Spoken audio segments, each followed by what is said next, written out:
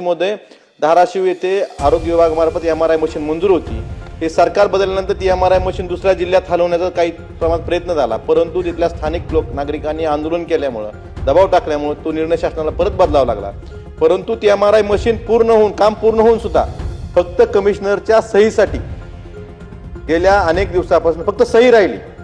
आपण गतिमान सरकार म्हणतोय. MRI साठी एखाद्या टेस्टला रुग्णांना बाहेर खाजगी ठिकाणी जावं लागतं, सोलापूर सारख्या लातूर सारख्या ठिकाणी जावं लागतं. आपलं काम पूर्ण होऊन सुद्धा फक्त कमिशनरची सही राहिली.